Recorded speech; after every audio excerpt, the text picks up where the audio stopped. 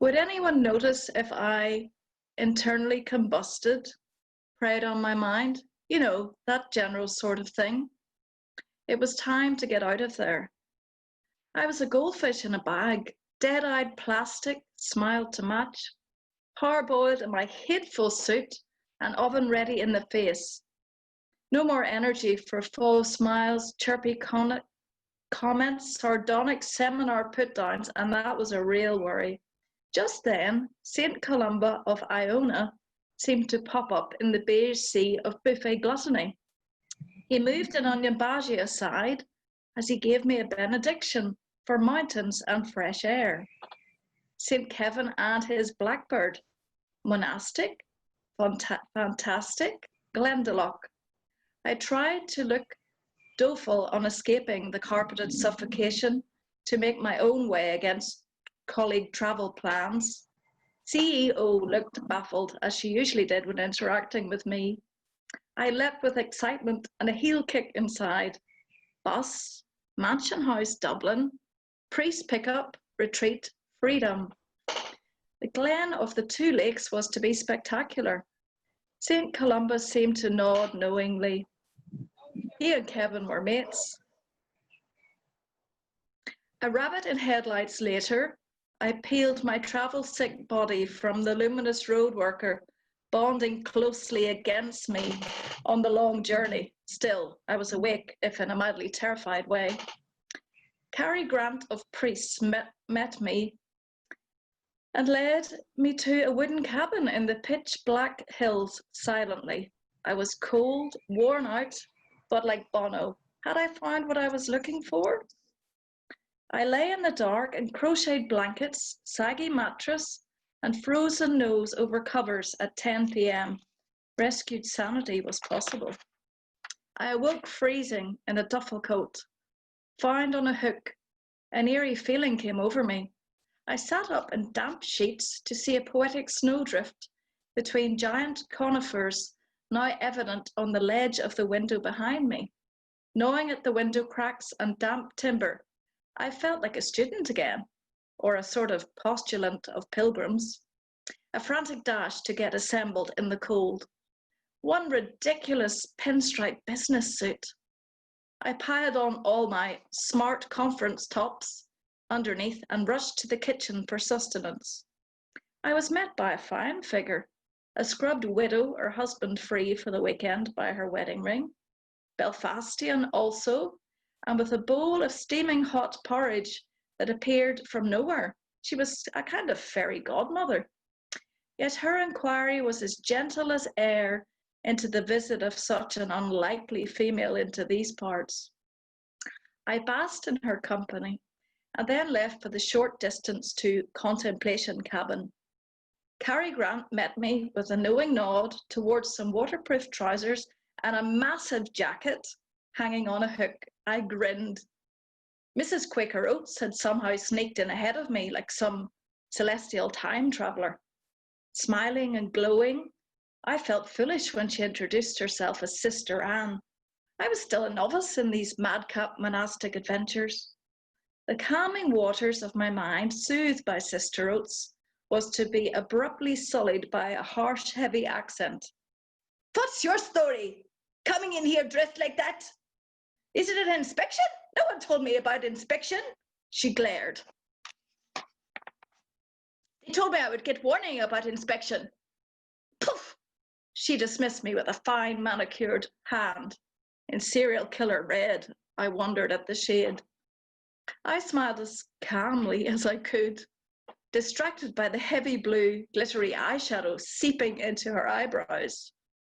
Cary Grant seemed able to assuage her with his hypnotic voice as he began to lead a reflection. I held onto my cushion with a grim grip such was the eyeballing from the Russian.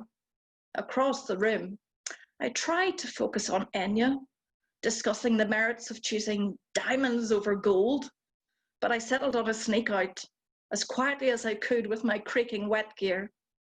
I was about as quiet as a fistful of quality street chocolates in a cinema. Luckily, the boots 3 sizes too big that Cary lent me were just outside the door. I was going on this damn soul rescue and no more nonsense, or so I thought. Calmly, I mused at the tableau before me. A snow-covered, ruined monastic town glittering into view, it made me smile. Although I prefer my monks alive and well, with a knowing grin and heavenly walk, I smugly tried to emulate this. Fate got the better of me and my ill-fitting boots. My tentative inquiry as to an entrance to a tumble-down church led to what felt like an emergency entry to the Turin Winter Olympic skeleton race. I think the term is backside over breast, to be polite. We were on holy ground after all. So I reassembled my ego and my Michelin Man tower costume, and okay, my pride. The sign said something along the lines of, Catholic pilgrims often circled the church 7 times clockwise, or the reverse, dependent on the prayer. I had come here to get away from indecision. Obviously, that was when the Russian appeared. Oh, there you are, she said nonchalantly, like we were continuing a gentle discourse of old friends. Come on, we're going for lunch, she cried in a jolly tone. I was confused. By her white miniskirt, stilettos, and a fine pair of pins for her age, I might add, surpassed only by a jaunty feathered purple hat, and B, by the polarity in her opinion of my character since the Enya, what?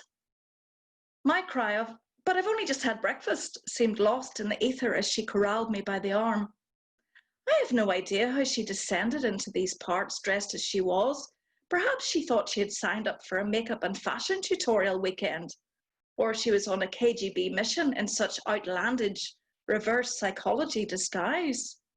She did nothing to explain or elaborate. I was just her comrade, and that was the start and finish of it now. How had this come about? I had no time to think. My OT meal lay heavy, and a sense of familiar impending doom only just pipped by my natural curiosity. I tried to ease off my animal brain that was now shouting, terrorist! This could be interesting, or at least there might be a story in it. As we entered the Glendalough Hotel, I almost expected her to click her fingers as her eyes darted about. A weary young waitress appeared, slack-jawed. I swear she stifled a snigger at these apparitions that faced her. The Russian didn't hang about for frivolities such as, eye contact. She had already marched ahead into the dining room that was clearly marked closed. Such matters didn't apply to her. I didn't know where to look, never mind go, as she yelled, hurry up, here it is, the best table in the house. The weary waitress looked embarrassed for me as she muttered, we don't open for another 20 minutes. Resignedly, I slumped into the seating area, removing some of my Michelin layers. How did I end up in this scene? I was too bloody nice. This had to stop. You'll have the lamb, she shrieked like the Duchess in Alice in Wonderland. I wished I was the Cheshire Cat with the ability to disappear. Whiskey, she shouted like she was calling said cat. Then what followed I can only describe as one of the most bizarre experiences of my life. Several samples down of Jameson, Gelfidage, Powers, I forget, strange that. Roast lamb and rabbit were on the way. I decided to settle down into this mad tea party. Sure, what worry were discussions of satellites following her? Had I known about the panel at the hospital? I was unsure if that was furniture or people. What was the slamming of an odd fork? Sure, it was life and liveliness after the suffocating hotel. I realized she may have been schizophrenic, but she was interesting, no doubt, and that was partly what I was looking for. Peace and contemplation could wait a while. I could just try to listen where perhaps some may have refused to in the past, who knows? The weary waitress and I were now on nano body language, communication level. All was well, I twitched at her. My memory is blank as to how I made my escape, but I didn't need rescued, and I got to see the 2 lakes in the end. Perhaps a blackbird. I can't recall. Thank you very much, Lindsay. That's magnificent. Some people were talking in the chat room wondering why smuggled sweets always do make such a racket when you go to the cinema. There must be some kind of alarm, especially there. It's also like whenever you're 15 and you're watching a television show, and if there might be, you know, about 5 seconds of sex on the television show, that's always the point when your parents walk in the door. There are rules of the universe, and those are some of the rules. So thank you very much for telling that story. It's fantastic. I know you've been worried about your Wi-Fi and whether it was working with the sound, and it's all great. So it was perfect to hear. Thank you very much.